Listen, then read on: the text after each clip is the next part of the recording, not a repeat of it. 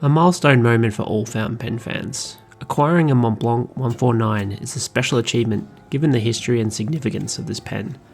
Before I unbox my new edition, let's first go over some of that history.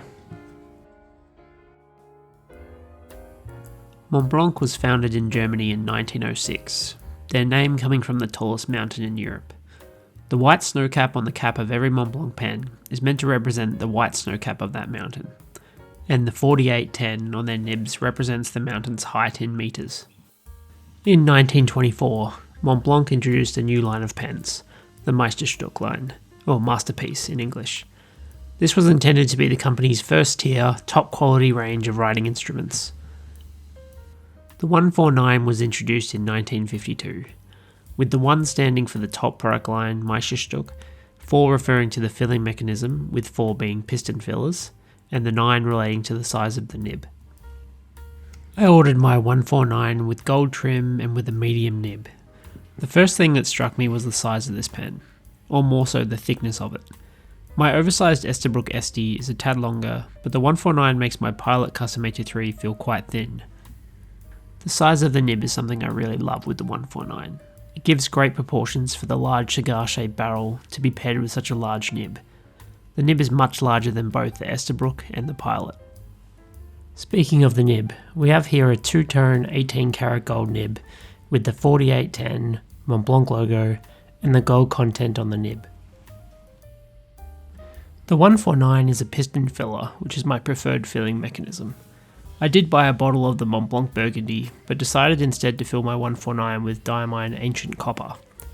I did originally want to keep it all Montblanc, but their colours aren't that exciting, and I don't believe in the marketing stating that you have to put Montblanc ink into a Montblanc pen. For how it writes, well, it's very smooth. It has a different feel to any other pen I own. It's hard to explain. The contact it makes with the paper makes it feel like a much broader nib than what it is, which might be magnified by the barrel's thickness and the overall robust feeling of the pen. The medium I got is perfect for what I like, enough to show shading but not too broad that I need to write bigger to avoid it being blended and becoming illegible. The pen does post, although it becomes comically large if done so. Overall it's light for the size, almost identical to the weight of the Pilot Custom A23. In terms of likes and dislikes, what I don't like is that the pen ink window is almost useless for checking the ink level, as it needs to be held up to the light, but that's not a huge issue for me. It should be noted that the pen doesn't fit into every bottle of ink.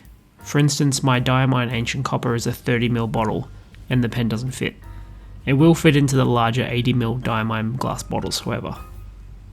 For likes, well, it's pretty much everything else. The size of the pen, the smooth gold nib, the smugness associated with owning what is without a doubt the quintessential fountain pen. Is it the best pen I own? Well, that's debatable. I still prefer how the Pilot Custom 83 feels, and I'm yet to own anything from the likes of Pelican, but there is something special and unique about the 149.